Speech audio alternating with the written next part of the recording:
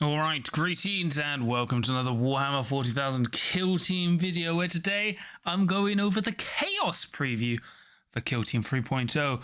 But before we get into things, please remember to like and subscribe as well as comment. Let me know what you thought of today's video. 3 in a row. Am I going to stop? And remember, I've got a Discord you can check out for free in the episode description below, and a affiliate link Element Games, and a Patreon if you want to give me some more support as well. So let's get on with the video. So here's the Chaos preview. Once again, if you're new to this week, this preview for this week, they're only previews. I'm not going to show the full thing, but they're a glimpse. And today we get to see all the forces of Chaos, but we won't get Heretic Astartes. So that looks like it's going to be for another day, I'm afraid, which is a bit of a shame. So let's go on. So first are the Blooded. So they have their Blooded token system. So it looks like it's basically stayed the same. So Blooded, you gain 1 Blooded token in the ready step of each strategy phase, the first time an enemy operative is incapacitated during each turning point, as well as the first time a friendly operative is incapacitated within 6 inches of an enemy operative during each turning point. So that's unchanged as is now. As a strategic gambit, you can assign any of your unassigned Blooded tokens to a friendly Blooded operative. Each operative cannot have more than 1 of your Blooded tokens. Then, if 4 more friendly operatives in the kill zone have 1 of your Blooded tokens, you can select one of them to be under gaze of the gods until the end of the turning point. Whenever a friendly Blooded operative has 1 of your Blooded tokens, its weapons have the accurate 1 special rule, so you just automatically allocate 1 hit. If that friendly Blooded operative is under gaze of the gods, you can retain 1 of your normal successes as a result of the accurate 1 weapon rule as a critical success instead. So effectively, you can retain a crit instead of a normal success. And that is unchanged. So good that that hasn't changed. That's basically what makes Blooded so good. So for their equipment, they have symbols of bloody worship. Whenever a friendly Blooded operative ends an action, if it wasn't incapacitated but inflicted damage on any operatives during the action, it regains 1 lost wound. So I believe this is slightly changed, because before it only triggered in melee. So now this just triggers at any range, which is pretty good. It's only 1 wound, but you know, if some operatives remain the same, like, you know, you've got the Butcher. So when he kills someone at the moment, he regains D3 mortal wounds, so that would D3 plus 1. So here, if that stacks with this, he would regain D3 plus 2. It's okay, but it's just equipment, so it's always passive. So it's probably not great into elites, but it's great into other 7 wound teams. Then for another strategy ploy, we have Bitter Demise. Whenever a friendly Blooded operative is incapacitated, roll a D3 on a 3 or a 2+. If that friendly operative is 1 of your Blooded tokens, inflicts damage equal to the result on 1 enemy operative visible and within 2 inches of that friendly operative. This is okay. Right, so it punishes your opponent for killing your Blooded operatives if they get too close. So, you know, if they have a Blooded token, because remember, on a 3, it triggers. On a 2+, it triggers if they have a Blooded token, which is similar to an Age of Sigmar mechanic that has been prolific in their new edition. I don't think you will generally spend CP on this. Currently, Blooded have an issue where their ploys aren't great, so they just hold all their ploys for their firefight ploys, you know, tactical ploys. And CP reroll, this is not the ploy you want to show off, because it doesn't let Blooded be like, well, more CP for rerolls. Then we have the Traitor Ogren, so he's 2 APL, 6-inch move, 5 up save, and 16 wounds, so unchanged compared to his current stat line. His Power Maul and Mutant Claw is 4 attacks, 8 non-freeze, 5/6 rending shock. So instead of rending, stun, because shock is effectively the melee stun. Has Avalanche of Muscle. Whenever this operative ends a move with the charge action, you can inflict D3 damage on 1 enemy operative within its control range, which is unchanged. Chem Enhance, you can ignore any changes to this operative's APL stat, and it's not affected by enemy operative's shock and stun special rules. So this is unchanged as well. It's just been expanded to be immune to stun, which is nice. Then you've got Brute. Whenever your operative is selecting a valid target, if this operative has a conceal order, it cannot use light terrain for cover. While this can allow operative to be targeted, assuming it's visible, it doesn't remove its cover save, if any. So this is actually a change. It means it now can gain cover from light cover, but it can't be concealed because of it. Whereas in Kill Team 2.0, it can only use heavy cover as cover.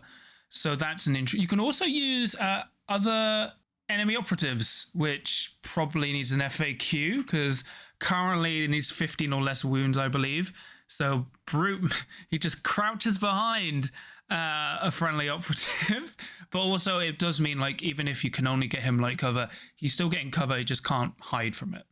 Then you've got Slow-Witted. You must spend 1 additional AP for this operative from the pickup marker and mission actions, excluding Operate Hatch. This is actually a buff for the Ogren. Before, he couldn't do mission actions or like anything related to it. Now it just costs them an extra AP, and now he can open doors. So it's like, doors are no longer a mystery to this Ogren, because it is just a door. Like, you generally just have to push it or close, like push it or pull it. But that's actually generally a slight buff to the Ogren. Indirectly, I mean, you're not really going to use your Ogren to pick up stuff and do like mission actions, but on Into the Dark, you can now open a door and move up if you have to, or like open a door and hatchway fight, which you couldn't do before. So there's actually a minor buff to the Ogren, which is nice. But I'm not even going to scroll down, yeah. Look, so Fellgor Ravagers, you know, they're my favorite faction. Everyone knows, oh, what's John's favorite Chaos faction? It's Fellgor Ravagers. And they still have Frenzy. Let's see what Frenzy does. Deep breaths. There we go. Oh my gosh, this is huge. When a friendly Fellgor Ravager operative that doesn't have one of your Frenzy tokens would be incapacitated during the battle, it's not incapacitated against one of your Frenzy tokens. All remaining attack dice are discarded, including if your operative is fighting or retaliating. If there's a conceal order, change it to engage. Whenever a Fellgor operative has one of your frenzy token, it is only incapacitated as detailed over leaf. It cannot have a conceal order, it's injured, cannot perform the pickup marker or mission actions for the purpose of determining control of objective markers. Has an APL stat of 1. This takes precedence over any other stat changes. Okay. I'm sure. Let's read the rest of it. It's gonna be fine. A friendly Fellgor operative that has one of your frenzy token is incapacitated. One of the following is met. Its activation ends. An enemy operative is fighting against it or retaliating, and the opponent strikes with a critical success. An enemy operative is fighting against it or retaliating against it, and your opponent strikes for a second time with a normal success. And this can be over 2 different fight actions. An enemy operative is shooting it, and critical damage is inflicted on it. The battle ends. Resolve this before any victory conditions that resolve at the end of the battle. Your opponent treats a Fellgor operative as being incapacitated instead of when it would be incapacitated when it gains one of your frenzy tokens for the purpose of scoring VPs and faction rolls that are required to be incapacitated. Oh look, they mentioned Chaos Cult. Ooh, mutations. Obviously I am like very unhappy at this, but whatever, right? 3 more years of this nonsense, at least. It's great. I love it. That's really what. Technically, it would be 5 more years, 4 or 5 more years of this nonsense. Great. That's what I wanted for this edition. This team to basically be exactly the same. Oh, like yeah, great. This is fun. So you have Warpaint. You can ignore any changes to the moveset of friendly Fellgor operatives from being injured. This is just kill team wide now. They don't ignore APL modifiers now, right? So they don't ignore APL modifiers for Warpaint. So actually, you can probably tech stun into them with stun grenades. You probably take 2 stun grenades. Actually, will mess them up quite a bit. It's fine. It's fine. It's okay. It's okay. Violent Temperament. Whenever a friendly Fellgor Ravager operative is fighting or retaliating, after rolling your attack dice, you can use this rule. If you do, you must reroll all of your attack dice. You cannot reroll any some. Exactly the same. So effectively how it works is now, if you get 1 hit, you reroll everything. If you're fishing for crits and you get no crits, you reroll everything. If you only get 2 hits, you may chance it if you're brave, but it's just at least a good set of rerolls if your attack horribly fails. So we have the death now. I was hoping for the stat line to change, but why would you expect that? So the 2 APL, 6-inch move, 4 up save, 10 wounds. The auto pistol is 4 attacks, hitting on 4s, 2 free, range 8. So unchanged there, except going up to 8-inch range. The bludgeon is 4 attacks, hitting on 3s, 4/4 brutal. Unchanged there. Icon bearer, this operative isn't affected by the marker control bullet point of the frenzy action rule. When determining control of a marker, treat this operative's APL stat as 1 higher. Note this isn't changed to APL stat and is cumulative with this. Now when frenzied, the death knell always counts as 2 APL on the point, so it'll be 3 APL. Fine. It's whatever. It's okay. Wargong. Whenever an attack dice will inflict critical damage on a friendly operative within 3 of this operative, if this operative doesn't have one of your frenzy tokens, you can choose to inflict normal damage instead. Unchanged. Until the start of this operative's next activation, or until this operative is incapacitated, whenever an operative is shooting this operative, improve this operative's save stat by 1 and ignore the piercing weapon rule. Because once again, this gong gives him a 4-up save, and if he bangs his drum really hard, he gets a 3-up invulnerable save. Absolutely fine. I'm sure this is okay. This is fine. I'm so happy. I love that Fellgor unchanged. This is great. Isn't this great? Isn't everyone having fun? I'm having so much fun. I'm so happy. Yeah, you know, this is what I looked forward to when you get a new edition. One of the most toxic games in the toxic teams in the game, going completely unchanged. You know, what's this for hope? Hey, it's fine. It's fine. It's okay. It's okay. It's okay. Oh, it's Chaos Cult next. All right, let's go on. So we have Chaos Cult. So during the battle, they have mutation. Chaos Cult operatives can mutate as follows. As a strategic gambit, you can mutate a number of friendly Chaos Cult operatives based on the turning point. So for turning point 1, you can mutate 2 operatives. Turning point 2, you can mutate 2 operatives.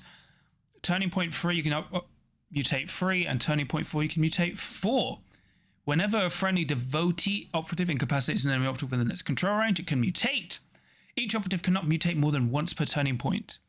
When a friendly operative mutates, select one of the following. If it's a devotee operative, turn it into a mutant. If it's a mutant, turn it into torment. It can regain D3 plus 1 lost wounds. Oh, the big thing when you turn into a torment, you can only do it once per turning point. So you can only have 1 torment per turning point, which probably explains why you can mutate 2 people during turning point 1. You cannot have more than 5 mutant operatives and 3 torment operatives at once. When a friendly operative turns into a new operative, swap the miniatures, ensuring the center of the new miniatures base is as close as possible to where the center of the old miniatures base was. This can put it within control range of any operatives, and if the old miniature was, the new miniature must be if possible. So you have this trick where you teleport into a mutant when you go from a mutant to a tournament, where you just basically push into an engagement range. So that still works, which is great. The new operative type loses a number of wounds equal to the wounds lost of its preceding operative type. So let's say your mutant is on 5, it's on 4 wounds.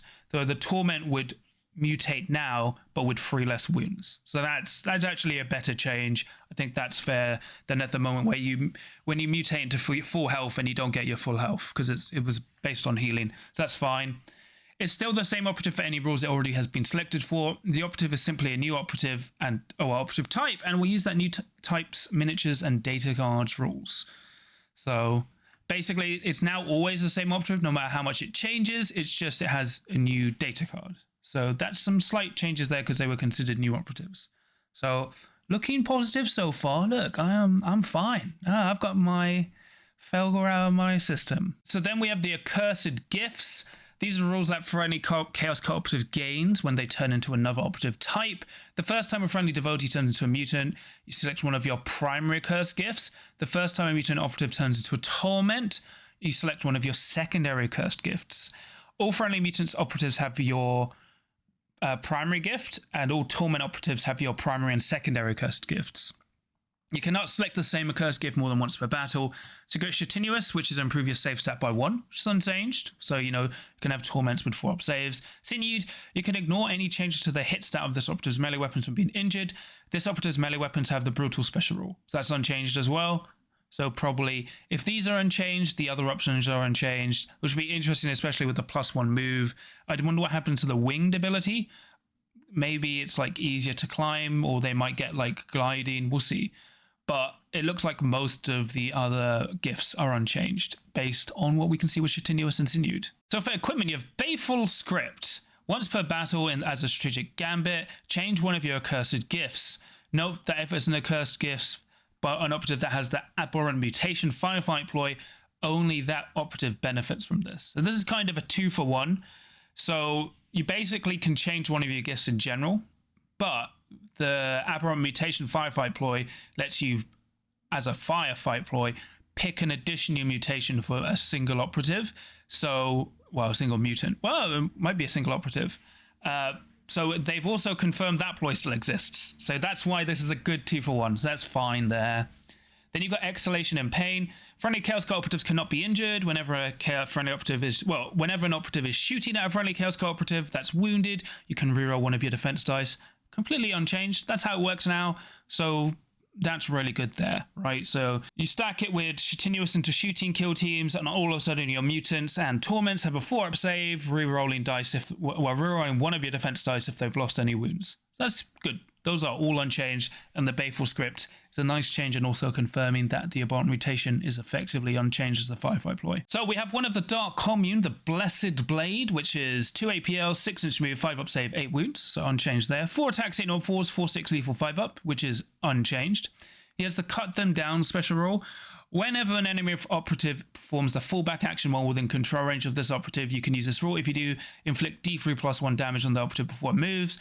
If that enemy operative is within control range of 2 Blessed Blades, you inflict 2d3+2 damage instead. So that's been buffed because of the second part.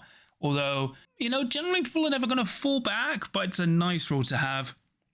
And then you've got a tuned in purpose. Whenever this operative is activated, you can select another ready friendly Blessed Blade within 6 of this to activate at the same time. Complete their activations by action in any order. I'm actually shocked this stage, but that's very good. So you just leave them within 6, and what you can do is have both of them charge. So one charges, the other charges, then one fights with +1 to hit, and then the other one fights as well with either +1 to hit or finishes the opponent off. So that's actually good. They remain basically unchanged with a slight buff. So very nice there. And interestingly, look at this, everyone. They're supposed to be on 32mm bases. I accidentally built mine on 32mm bases. So if you built them on 28mm bases, you now have to increase their base size. There we go. I'm happy because my accident turned out to be correct, and that's how it should always work for me. And then for the rest of the week, so we have the rest of Xenos tomorrow, which will be Thursday, followed by Space Marines on Friday, both who offer Imperium and Chaos. So it's a big Space Marine day on Friday. Warp Covenant Galapox will also have 3 online rules for the new edition. So for the Chaos faction overview, Blooded, that looks fine. Blooded look effectively unchanged, which is nice. Blooded are in a great spot. Then we have Fellgor. Obviously, I'm not happy with Fellgor. Why would I be happy with Fellgor? How do Fellgor basically get unchanged? The Gong technically got buffed because now it's still 2 APL, so 3 APL when frenzied for objectives, which I'm sure is fine, right? Why did that mechanic not change? Genuinely, speaking aloud here, why was one of the most toxic, most complained about mechanics not changed? Genuinely confusing. I thought they wanted to make this edition better. Generally, I'm very upset by this. So annoyed, because the problem is it just makes Fellgor continue to be a gatekeep team. Now the issue is obviously Fellgor, they could be trash, right? The rest of their operatives could be trash. I heavily doubt it based on what they've shown so far, but there always could be. For example, I don't know, they might have security and infiltration. If they still have recon and seek and destroy, I guess they still want us to play goats, right? Because goats will still be great. So they clearly want us to play goats. And then Chaos Cult actually look like they are genuinely a bit better than they were in terms of they probably did get nerfed a bit too harsh. So now, as long as you are unwounded when you change, you keep your wounds. But if you've lost any wounds, let's say I'm a mutant, I'm a devotee, I've lost 2 wounds. Now when I change into a mutant, I'm at 5 wounds instead of 7. And then if I'm down to 1 wound, so I've lost 6 wounds as a mutant turned into a torment, assuming torment is still 13 wounds, that means my torment would now start on 7 wounds instead. And you're only allowed 1 torment a turn. So it looks like whoever was interested in balance was working on Chaos Cult, and then whoever was just having fun doing what am I was doing Fellgor Ravager. So actually Chaos Cult looks a little bit more interesting. It'll be what I want to see with Chaos Cult is what's happened with the rest of the accursed gifts, and also their strategic deploy that lets them auto-retain a hit. Maybe they still get accurate 1 for combat. That would actually be quite huge. But I'm not sure how the team would play with only 1 torment a turn. Maybe because you can now change, if the leader can still mutate, that means you could potentially have turning point 1 a torment because you've got 2 mutants, but then no, you can't. Yeah, so you could have 3 mutants turning point 1, but then you can only have 1 torment turning point 2. So maybe that has actually hit the team too hard. We'll have to see what's happened to the Psyker. So, but Chaos Cult looked like a lot better, a lot more fun to play, and a lot fairer to play against, which is what we've generally seen with most factions, Sans, Imperial Inquisitorial Agents, and also Fellgor Ravagers. Fine. It's all fine. It's going to be fine. It's okay. But otherwise, yeah, you know, I'll just block out Fellgor, and then this preview was great. I had a great time. I'm sure everyone had a great time too. Kind of disappointed they split up this with Chaos Space Marines. I'm sure they could have just like snuck Gallipwox in there. You know, maybe Warcom. Well, Warcom they could have saved for Friday, but it's fine, right? It's okay. It's kind of sparse as a preview guide today, but they actually, in terms of number of factions, but they technically showed us way more rules. So if they showed us more rules like this in other faction previews, I think it would have been fine. But my gosh, I'm so triggered. Oh god, it's fine. But that's pretty much it from me today. Please remember to like and subscribe as well as comment. Let me know what you thought of today's video. Are you as hyped for Chaos as much as me? And remember, I've got a Discord you can check out in the episode description below, an affiliate link Element Games, and a Patreon if you want to give me some more support. And I also have a new a discount code for Crossfire Games, which you can use on Etsy, and I'll put that in the episode description, which you can use and get 5% off, especially as I believe Nick is going to start doing new stuff for the new edition. So if you want some great gaming tokens, you can use that. But I'll quickly shout out my patrons. So for my Adepts of the Crit, I have Tom, Supercow, Stephen, Sam, Nick, Mr. Meatwad, Mercenary, Q, Lucas, John Thomas, Graham, Frank Zoo, Dave Meets World, Dad of Goldens, Chris, and then for my Veterans of the Crit of Sam, Joe, and Ryan. So thank you so much for all your support. It really means a lot to me and helps support the channel. But yeah, this is another video from me today, 3 in a row. Will I be back tomorrow and Friday? You probably are right there. That would be a good bet. We'll see. We'll see. I'm very lucky with how stuff is going at the moment. We'll see if that continues. I am generally really upset at the Chaos, the Fellgor Ravager. Like, look, they actually made Chaos Cult fun and fair to play against. Why did Fellgor slip through the cracks? Whatever. Well, it's fine. So it's okay. Remember, no matter what happens in these faction previews, you always have a chance to win as long as you can roll a crit.